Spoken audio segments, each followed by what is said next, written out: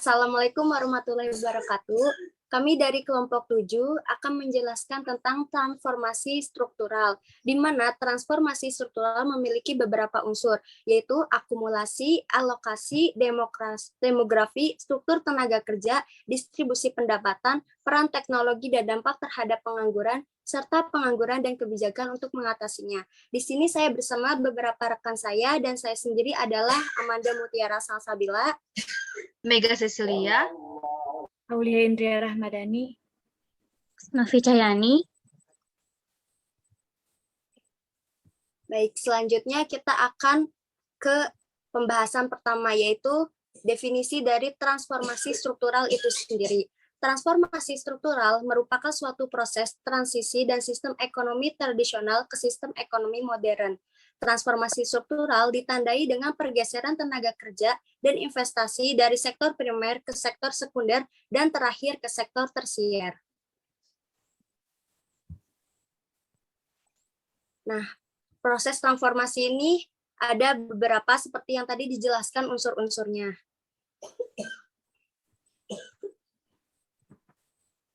Yang pertama ada proses akumulasi. Proses akumulasi adalah sebuah proses yang menyertai pertumbuhan ekonomi sebuah negara, di mana pertumbuhan ekonomi yang ditandai dengan peningkatan GDP akan membuat terjadinya peningkatan penggunaan barang modal. Selanjutnya akan dibahas oleh rekan saya, Novi Cahyani. Ya baik, di sini saya akan menjelaskan rumus dari akumulasi, yang dimana Y sama dengan C tambah I ditambah G ditambah dalam kurung X dikurangi M, yang artinya Y sama dengan pendapatan, C sama dengan konsumsi, dan I sama dengan investasi, dan G pengeluaran, dan ditambah XM yang artinya ekspor neto.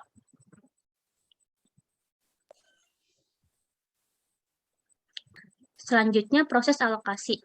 Suatu proses perubahan atau lebih tepatnya pergeseran sektor strategis penyumbang nilai tambah terbesar dalam GDP. Pergeseran ini biasanya terjadi dari sektor primer atau ekstraktif atau pertanian dan penggalian menuju sektor sekunder atau industri, dan terakhir sektor tersier atau jasa. Proses pergeseran ini terjadi karena 3 hal. Pertama, perubahan permintaan domestik. Kedua, perubahan struktur produksi. Yang ketiga, perubahan struktur perdagangan luar negeri.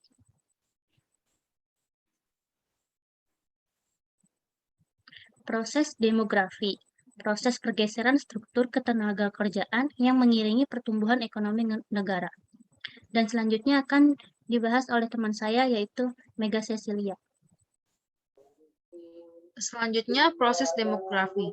Pendapatan negara yang semakin tinggi memungkinkan terjadinya akumulasi, tidak saja untuk barang-barang modal fisik, tetapi juga memungkinkan terjadinya akumulasi modal manusia melalui pendidikan.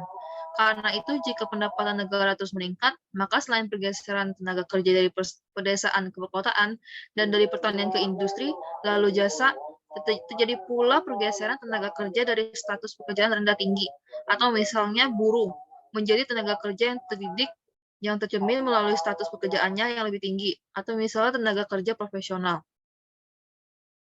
Pengalaman di banyak negara menunjukkan bahwa peningkatan intensitas kegiatan pertanian tidak sepenuhnya cukup untuk mengatasi masalah kelebihan tenaga kerja di sektor pertanian dan pedesaan ini. Ada 2 pola yang bisa mendorong proses ini. Pertama, tentunya dengan mendorong perpindahan secara penuh pekerja pertanian ke sektor lain. Perubahan ini tidak mudah mengingat komposisi keterampilan dan tingkat pendidikan pekerja di sektor pertanian umumnya rendah. Pola kedua adalah dengan memberikan kesempatan bagi pekerja pertanian untuk memanfaatkan waktunya bekerja paruh waktu di sektor non-pertanian. Next. Selanjutnya, pengaruh transformasi struktur ekonomi terhadap ketimpangan distribusi pendapatan. Variabel PDRB sektor industri dan jasa memiliki parameter yang positif dan signifikan terhadap ketimpangan distribusi pendapatan. Artinya peningkatan kontribusi sektor industri dan jasa akan meningkatkan ketimpangan distribusi pendapatan.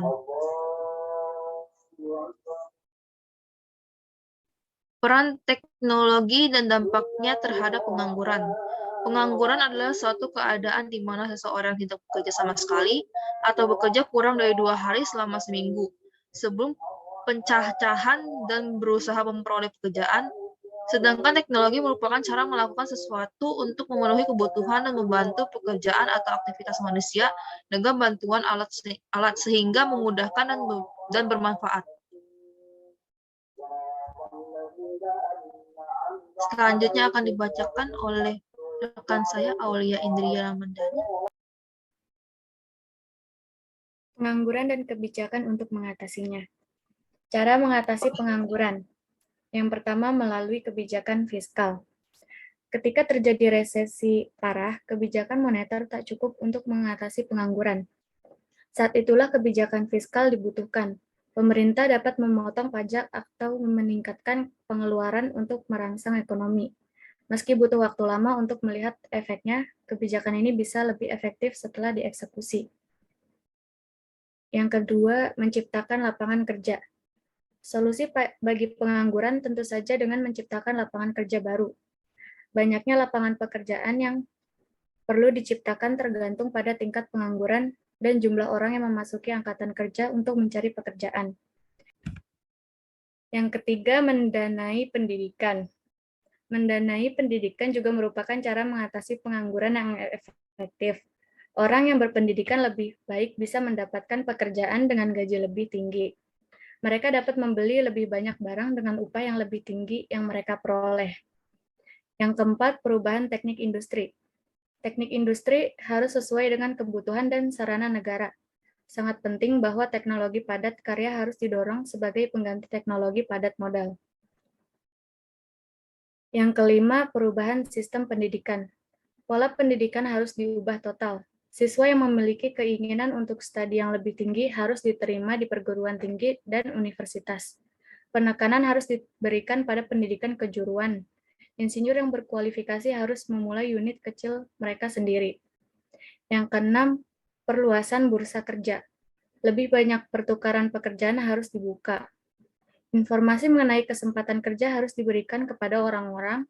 Bursa tenaga kerja merupakan tempat yang mempertemukan antara pemberi kerja dengan pencari kerja. Yang ketujuh, memberi pelatihan kerja. Program pelatihan diperlukan untuk orang-orang yang ingin mengembangkan keterampilan atau hobinya. Program pelatihan kerja dapat menciptakan peluang untuk mencetak pekerja yang memadai, baik dari segi kualitas maupun kuantitas. Yang kedelapan, peningkatan produksi. Untuk meningkatkan penyerapan tenaga kerja, sangat penting untuk meningkatkan produksi. Pengembangan industri kecil dan rumahan harus didorong. Demikian penjelasan dari kelompok kami mengenai transformasi struktural serta unsur pendukungnya. Sekian dan terima kasih. Wassalamualaikum warahmatullahi wabarakatuh.